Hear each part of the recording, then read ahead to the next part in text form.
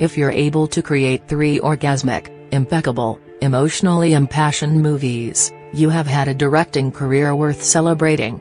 In Foxtrot, Israeli filmmaker Samuel Maoz has made his trifecta all at once and spliced them together into a magnificent, poetically fractured triptych.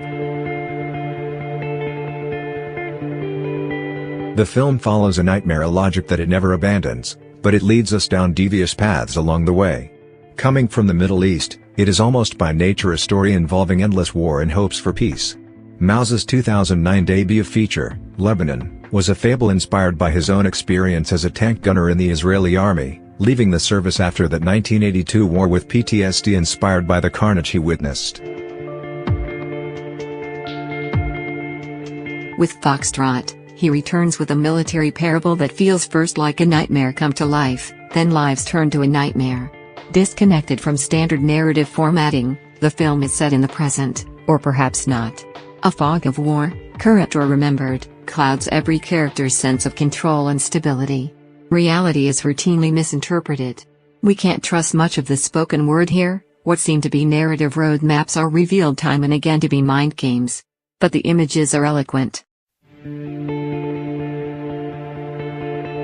At the center of things, at least initially, are middle-aged parents Daphna and Michael Feldman, Sarah Adler and reliably superbly Or Ashkenazi. We see her hospitably open her condominium's front door as if to let us enter. Without a word being spoken, she encounters undefined bad news and collapses unconscious to the floor. As they digest their tragic message, the Feldmans, their 20-ish daughter and Michael's aging brother are unable to deal with the crisis. Only the men's elderly mother, a Holocaust survivor, is able to maintain calm serenity. Michael, wide-eyed in pain, is directed by authorities like a child, told to remain calm by drinking a glass of water every hour, thirsty or not. Meanwhile, at the remote military roadblock manned by their son Jonathan Shuri, life is also spent carrying out official orders, however senseless they may seem. As another soldier assigned to the teary wasteland shrugs, "Everything you see here, it's all an illusion." The 4 soldiers at the outpost are not comfortable as hired guns. Jonathan, who keeps up morale by making a joke of everything, dances at length to music they broadcast on the bullhorn speakers, holding his assault rifle in his arms like a beautiful partner. The men may suffer irreparable damage, or they may cause it. Maoz shows exactly how catastrophic that fatal balance can be. The first and second acts are knit together in the third, but not in ways that we have been led to expect.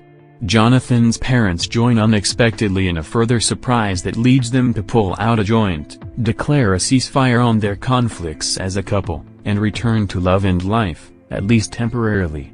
As they laugh and look at Jonathan's skillful cartoon sketches, Maoz shifts the film to dreamlike animation. Michael breaks into a foxtrot, explaining the steps that repeat endlessly but never move dancers from their starting place. It is the simplest and wisest film commentary on humanity's melancholy state that I can remember.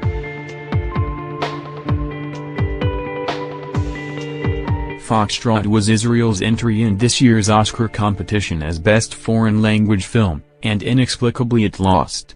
In this portrait of a family, a society and a nation trapped in cycles of unwinnable conflict, Maoz has made a film both painfully poignant and rich in mocking humor as dark as a mineshaft. It moves through veins of trauma and catharsis entirely rare in filmmaking.